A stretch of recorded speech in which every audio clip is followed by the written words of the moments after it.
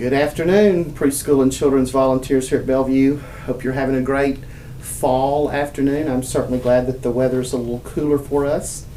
I want to take just a minute and dive into a topic that all of us are involved in, at least those of you that teach 4-year-olds and up, but really those that teach in 3-year-olds, 2-year-olds, and maybe even 1-year-olds, because children start learning simple biblical truths shortly after they begin talking, and that's the Bible Memory Club. If you've been at Bellevue for any time, you've heard of Bible Memory Club. You're well aware of what it is and how it works. But just let me quickly explain, and if you need more information, please know that you can pick up any of these documents in the resource closets on your hallway on Sunday. And it explains really in depth the requirements of the age-specific Bible Memory Club process. Bible Memory Club is basically scripture memory. We ask you as a life group teacher on Sunday morning to kind of be the gatekeeper of that kind of information. You kind of help us making sure that the kids get counted for the verses and the books of the Bible that they can quote and that they can memorize and those kind of things. So we are dependent on you. But some of the things that we're seeing happening is what I want to talk to you about today. So your office staff, the preschool and children's staff, we do our job in making sure you have the information you need. On a monthly basis, all of these cards are available.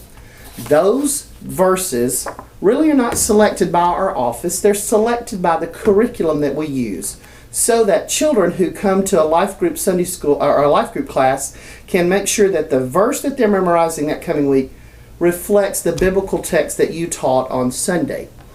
So the next Sunday they come back and they quote their verse to you. That's excellent. My desire is that every kid, every Sunday, would memorize their verse. But guys, the reality of it is that just can't happen for several reasons. And I want to share. Please don't take this wrong. I am not saying that we shouldn't encourage kids to memorize the Bible. We do. Our pastor is passionate, would be an understatement, about scripture memory. I'm passionate about scripture memory. But when you work with kids for any length of time, you quickly realize that their learning styles are sometimes very different. And sometimes you have 5 kids in your 3rd grade class or 5 kids in your 4-year-old class, and all 5 kids learn so differently that it's amazing. This is what I want you to keep in mind. Not every child memorizes aggressively. So you've got a kid in your class that comes in every Sunday, they're waiting at the door on you, and man, they're ready to quote their verse. And you go and you check them off the box. They're wonderful. 3 kids later, kid comes in, or 3 minutes later, a kid comes in, and you say, "Do you have your verse memorized?" And he kind of childishly says, "No, not today." Well, it might not be that his parents are not involved in life. It might be that there's a lot of different situations. The reality of it is that he just might not memorize well. So we want to try to help him with the Bible Memory Club to continue to encourage him and not discourage. Here's one of the ways that I want to just highlight for you something that might be happening, that I see happening occasionally. Again, some of you've complained about the looks of the board behind me. It's not really anything for you to read. I just want you to reflect on what I'm trying to take care of. So we've got our board up here, and you've got these posters in your room. You've got all the kids' names listed over here in big letters, and then you've got the dates and what they memorized and what they've accomplished. You got Sarah over here, and she comes in on the first Sunday of the month, and she's got her verse memorized. She gets a big check mark. And then you've got Alex. He gets a big check mark. And all the kids that come in that first Sunday, they get a big check mark. Then the next Sunday comes, and Sarah comes in. She's got it memorized. She's ready to go. She gets a check mark. Everybody gets a check mark that day. But Ken, I use my name, so I'm the illustration here. I'm absent. Maybe I went to my grandparents' house. Whatever the case, I wasn't there that Sunday. That's fine. I get a big nothing there. The next Sunday comes. Everybody memorizes their verse except me. My parents or my family chose to go out of town again. So now I've missed 2 Sundays. Now I've got 2 big circles there where there's nothing. The third Sunday comes. I get another nothing.